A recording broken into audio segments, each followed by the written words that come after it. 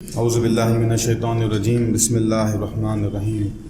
سب سے پہلی بات تو یہ ہے کہ میں کوئی یہاں پر مہمان نہیں ہوں، میں انہی چار دیواریوں میں پل کے بڑا ہوا ہوں۔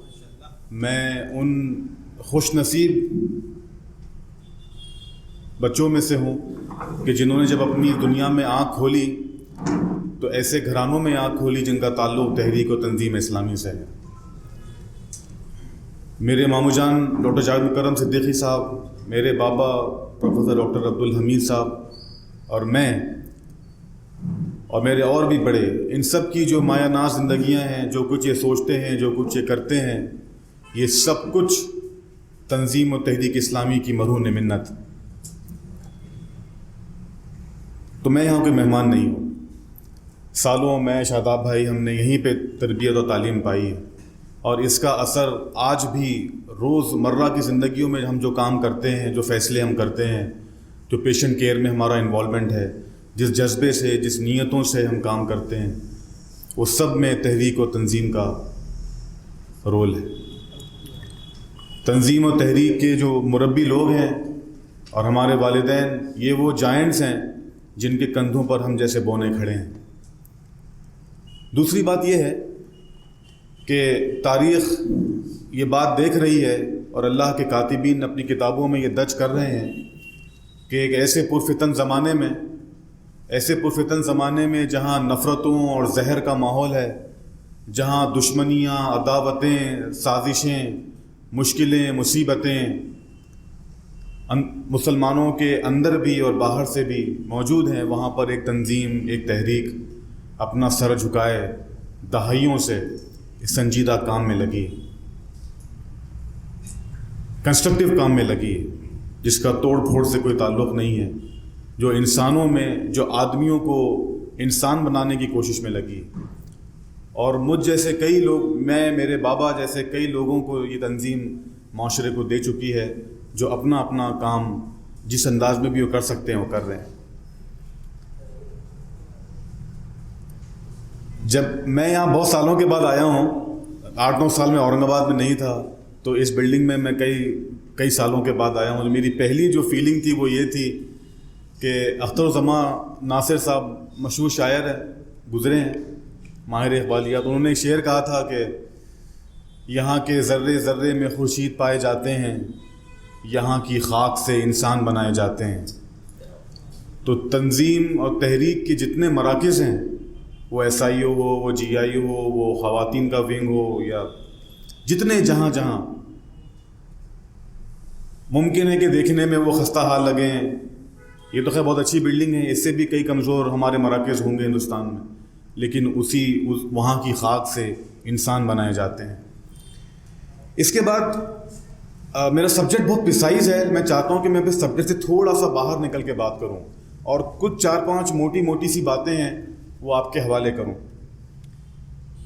آپ لوگ یہ جانتے ہیں کہ آپ لوگ ایک لنک ہیں، ایک برج ہیں، ہے نا؟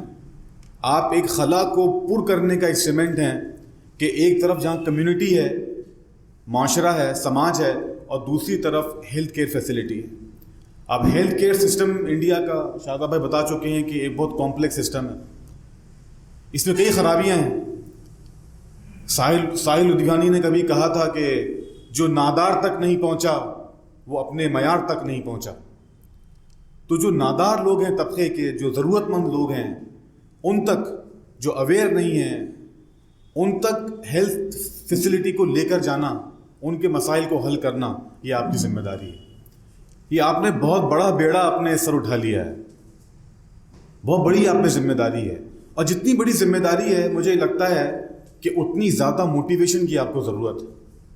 جتنے زیادہ آپ موٹیویٹڈ رہیں گے، اگر آپ کو پتہ ہو کہ آپ کا رول کیا ہے، آپ کے جو مقاصد ہیں وہ کیا ہیں، ہے نا، اتنے زیادہ آپ موٹیویٹڈ رہیں گے، تاکہ یہ کام جو آپ کر رہے ہیں یہ بہت دیر تک آپ کرتے ہیں۔ کیونکہ اگر موٹیویشن ختم ہو جائے آپ لوگوں کے کام میں، تو پھر یہ راستہ بہت لمبا نہیں ہوگا آپ لوگوں کا۔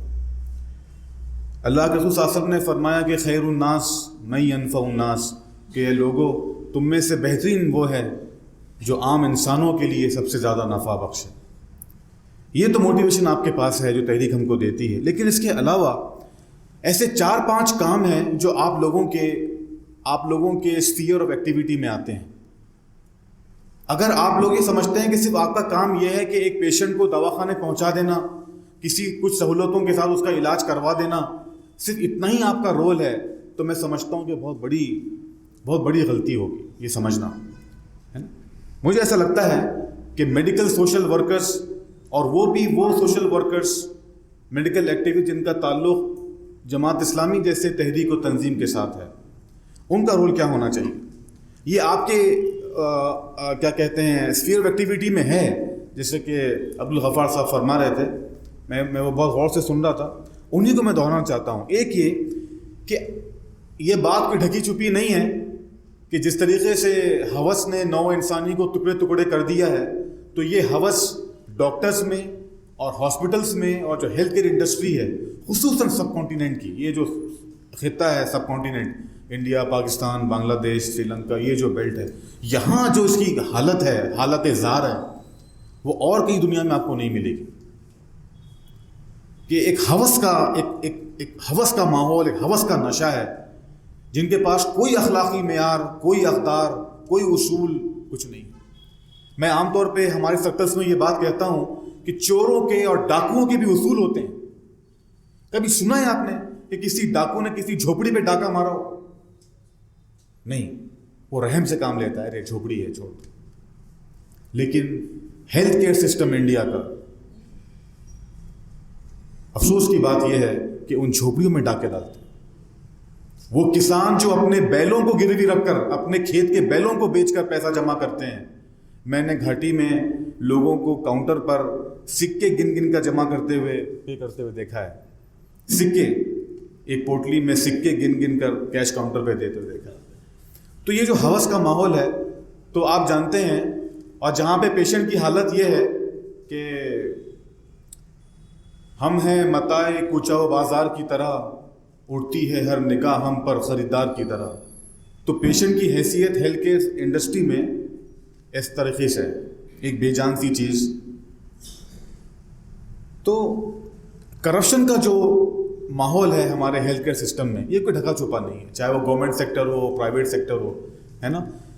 جو کویکس بیٹھے ہیں گاؤں میں، کھیڑوں میں، اس کے بعد جو اس کے اوپر کا لیول ہے بی ایم ایس اور بی ایچ ایم ایس اور یہ والا جو طبقہ ہے، اس کے بعد جو ایمبولینس مافیا ہے، ایمبولینس مافیا، ایک بار پیشنٹ ایمبولینس میں سوار ہو گیا، اب اس ایمبولینس کا ڈرائیور اس پیشنٹ کا مالک ہے.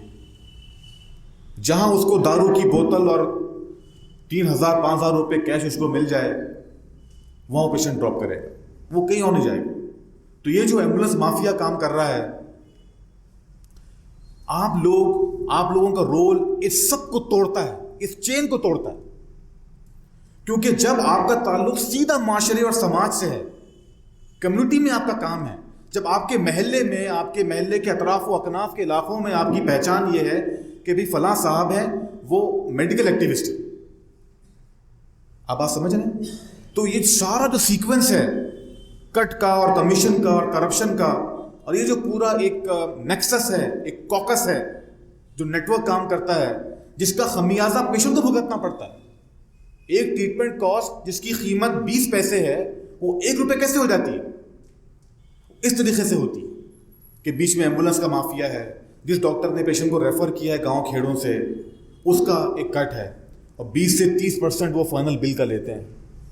20 سے 30% فائنل بل کا وہ لیتے ہیں، صرف ایک لائن لکھنے کے لیے کہ refer to so and so hospital. اور اس لکھنے والے کی جو قیمت ہے وہ صرف 1 روپیہ ہے. اگر ایک دواخانہ ایکس اس کو 100 روپے دے رہا ہے پیشنٹ ریفر کرنے کا، اور دواخانہ بی اس کو 101 روپیہ دے رہا ہے، تو اس کے ایمان کی قیمت صرف 1 روپیہ ہے، وہ 101 میں بک جاتا ہے.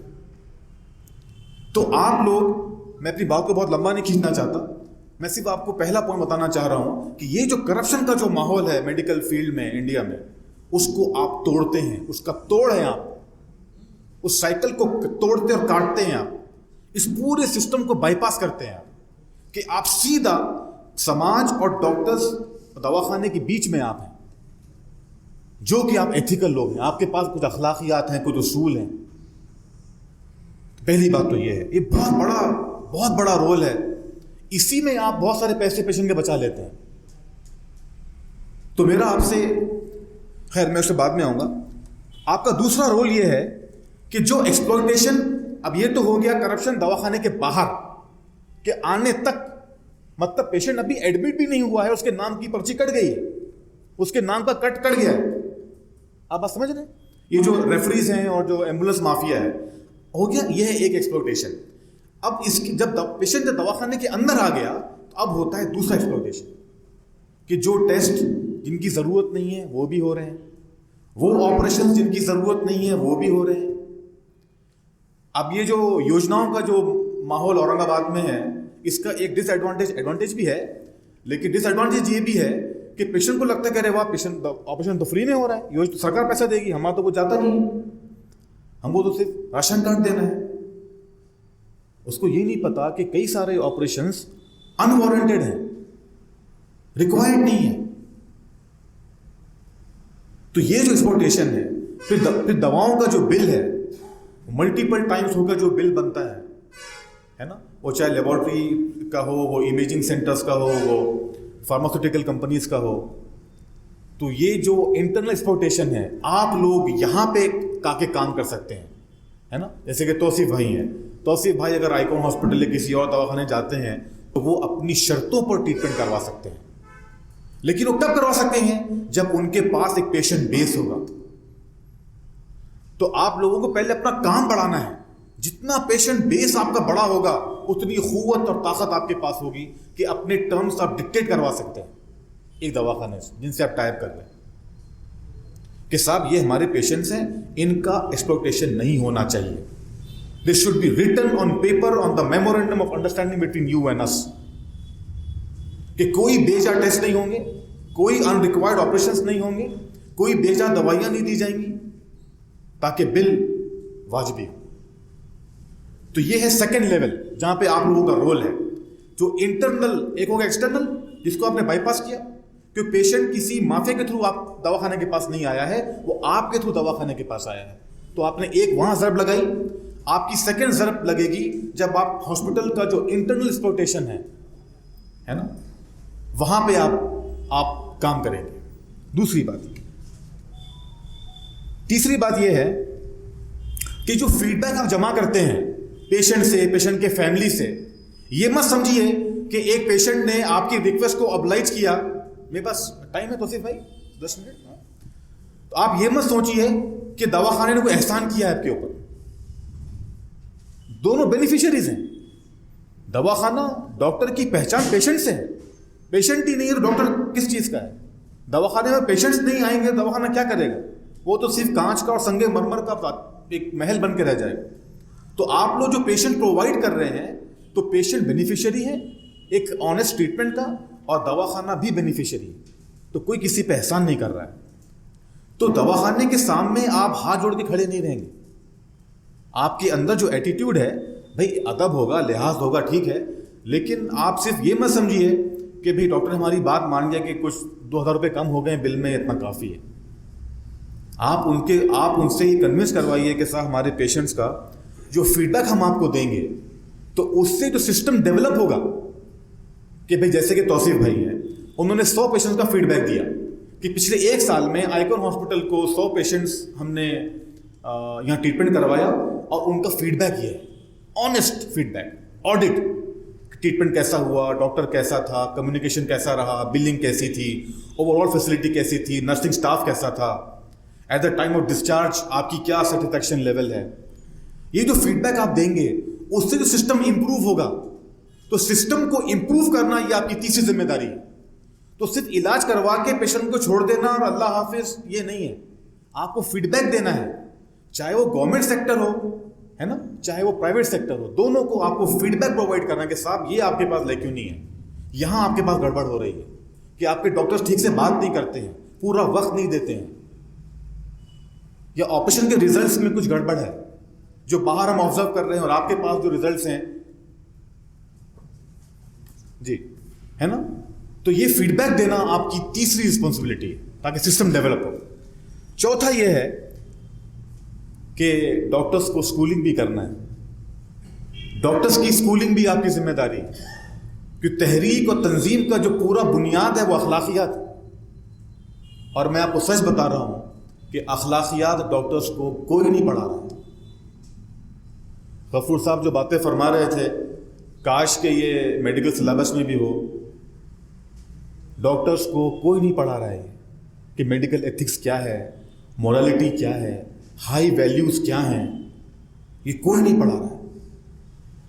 یہ اسکول کے عام طور پہ ڈاکٹر اچھے بچے ہوتے ہیں، پڑھائی میں اچھے ہوتے ہیں، ہے نا، تو پڑھ رہے ہوتے ہیں انٹرنس دے رہے ہوتے ہیں، رینک لا رہے ہوتے ہیں، پھر ایم بی بی ایس میں آ جاتے ہیں، ایک مشین چل رہی ہوتی ہے، پاس ہو جاتے ہیں، پھر انٹرنس، پھر ایم ایس ایم ڈی کرتے ہیں، پھر انٹرنس، پھر ڈی این سی ایچ کرتے ہیں، پھر وہ ایک میکینیکل ایک مشین بن کے رہ جاتے ہیں. ان کے اندر سے جذبات، احساسات یہ سب بلنٹ ہو جاتا ہے. کون سے ویلیوز، کہے کی مورالٹی. تو یہ ان کو یاد دلانا کہ صاحب میڈیکل ایتھکس بھی کوئی بات ہے.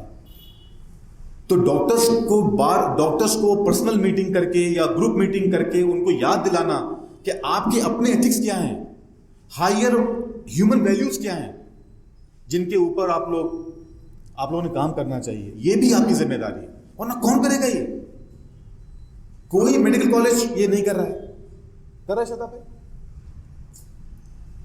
نہیں کر رہا ہے نا. تو یہ بھی ہماری آپ لوگوں کی رسپانسبلٹی ہے کہ ڈاکٹرز کی تھوڑی سی برشنگ کرنا مورالٹی کی. اب پانچویں آپ کی ذمہ داری یہ ہے کہ پریشر گروپ فارم کریے. ایک معاشرہ میں تبھی انصاف اور عدل رہتا ہے جب اس معاشرے میں پریشر گروپ رہتے ہیں. اب میڈیکل فیلڈ میں پریشر گروپ کیا ہے؟ غفار صاحب بالکل صحیح بات فرما رہے تھے کہ پریشر گروپ بننا ہے ہم کو، کہ جو گورنمنٹ کی پالیسیز ہیں اس پہ آپ انفلوئنس کریں گے. جو گورنمنٹ اسکیمز لوگوں کو فائدہ پہنچنا چاہیے اس میں آپ اپنا انفلوئنس تب کریں گے جب آپ کے پاس قوت ہوگی، طاقت ہوگی، ایک پیشنٹ بیس کی آپ کا تعلق ہوگا لوگوں سے، تب آپ ایک پریشر گروپ بن کے کام کریں گے. ہیراسمنٹ نہیں، بلیک میلرز نہیں جیسے اور لوگ کام کرتے ہیں. ایک کیا کہیں گے اس کو، ایتھیکل پریشر گروپ، کہ لوگوں کو پتہ ہو کہ یار ہم پالیسی یہ بنا رہے ہیں، کوئی واچ ڈاگ ہم کو دیکھ رہا ہے، کوئی گروپ ہم کو دیکھ رہے ہیں. یہ 5 رسپانسبلٹیز ہیں جو آپ کو سر انجام دینی ہے. اس کے بعد میں صرف 2 باتیں کہہ کے اپنی جگہ لوں گا. ایک یہ کہ چاہے وہ گورنمنٹ سسٹم ہو یا وہ پرائیویٹ سیکٹر ہو، آپ لوگوں جو اپنا علاقہ ہے، آپ لوگوں کو ریلیشنز بنانے، آپ کی جو طاقت ہے نا وہ 2 چیزیں، communication and interpersonal skills. اگر آپ کے مزاج میں اگر یہ باتیں نہیں ہیں، صرف جذبہ ہے لیکن یہ 2 باتیں اگر آپ کے مزاج میں نہیں ہیں، communication skills and interpersonal skills, تو آپ یہ کام نہیں کر سکتے.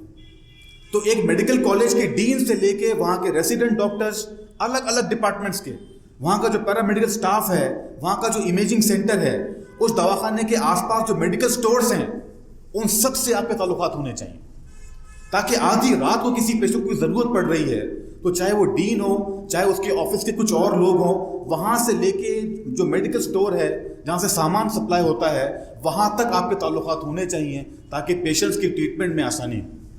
تو ریلیشنز مینٹین کریے، ریلیشنز بنا کے اس کو مینٹین رکھنا یہ ایک ہنر ہے. ٹھیک ہے نا. تو یہ کام آپ نے کرنا ہے. اور ہر دواخانے میں، ہر ڈپارٹمنٹ میں آپ پوائنٹ پرسنس بنائیے.